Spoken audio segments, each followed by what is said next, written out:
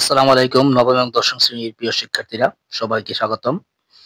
আজকে আমি আলোচনা করব যে ইংলিশ ফার্স্ট পেপার এই বইয়ের ইউনিট 5 প্রবলেমস অ্যারাউন্ড আস এই ইউনিটের লেসন 2 এবং 3 নিয়ে আলোচনা করব। আমি বাংলা অনুবাদ এবং বাংলা শব্দার্থ সহ আলোচনা করব। আশা করি তোমরা সবাই ক্লাসটি উপভোগ করবে। ওকে, চলো আমরা শুরু করি। Lesson 2, are we too many? Activity A. আচ্ছা, এখানে বলছে দ্য নেক্সট ডে, পরের দিন, when the teacher came to the class, যখন টিচার ক্লাসে আসলো, and was about to start the lesson, মানে পড়াটা শুরু করতে যাচ্ছে, লেসনটা শুরু করতে যাচ্ছে, কোনো কিছু করতে যাচ্ছে এরকম বোঝাইলে, ও যাচ্ছিল যদি অতীতে যদি বোঝায় তাহলে হবে ওয়াজ অ্যাবাউট বা ওয়ার অ্যাবাউট, আর বর্তমানে কোনো কিছু করতে যাচ্ছে এরকম বোঝাইলে যে অ্যামিজার তারপরে অ্যাবাউট বসবে, তারপরে ভার্ব টুর পরে ভার্বের প্রেজেন্ট ফর্ম।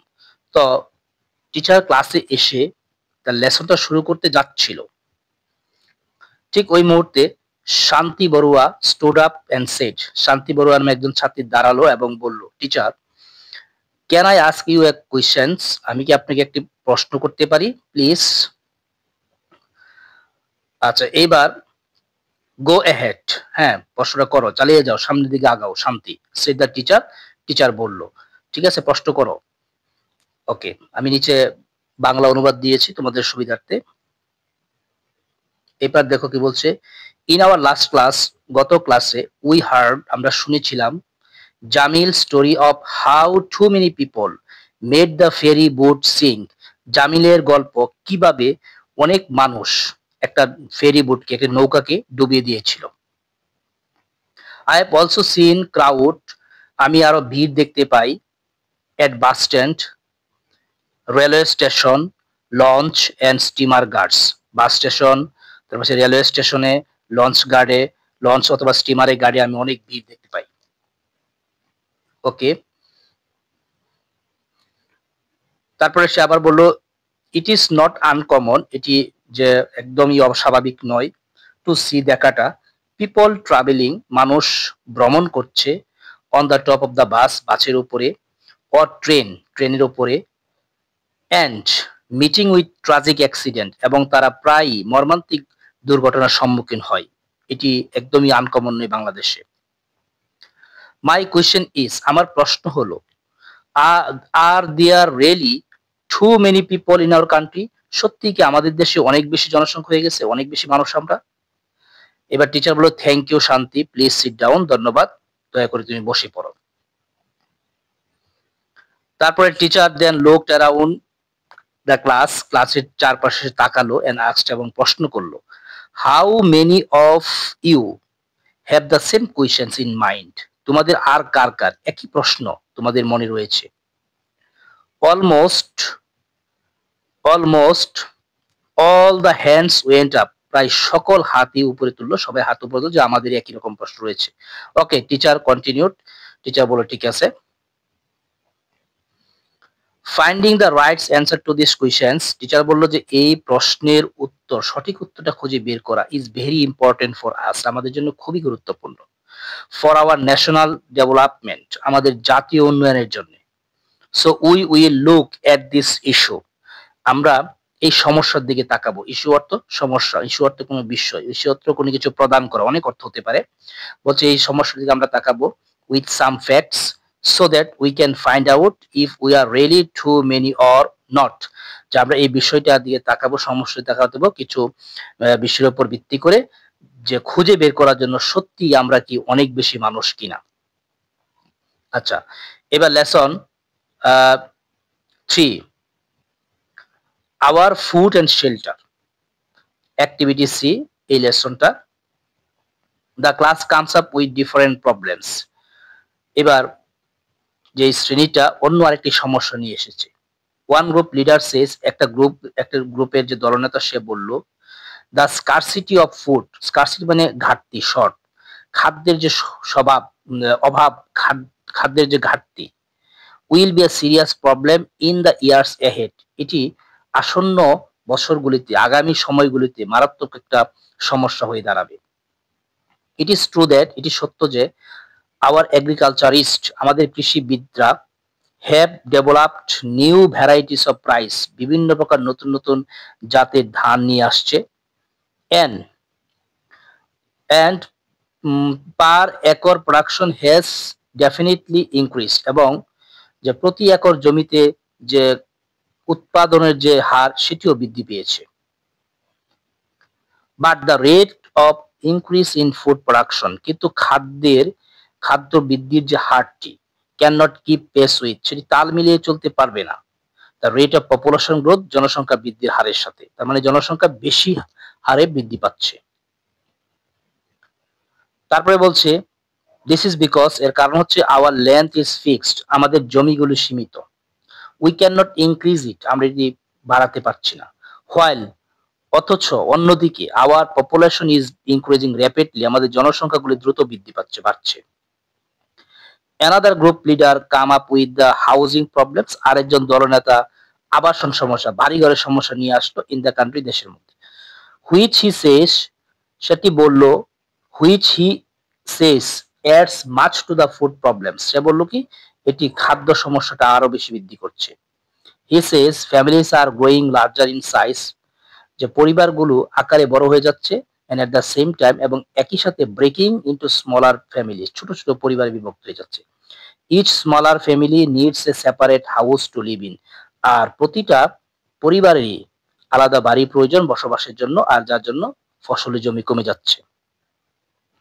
আচ্ছা, অলসো দ্য এরাবল ফিল্ডস, চাষযোগ্য জমি, এরাবল মানে কৃষি জমিগুলি, আর বিং ডিভাইডেড, ভাগ করে নেওয়া হচ্ছে, দিস স্মলার ফ্যামিলিজ, এই ছোট পরিবারগুলির মধ্যে, among themselves, তারা নিজেরাই ভাগ করছে। Mills and factories are being set up, mill ফ্যাক্টরিগুলি প্রতিষ্ঠা করা হচ্ছে, তৈরি করা হচ্ছে।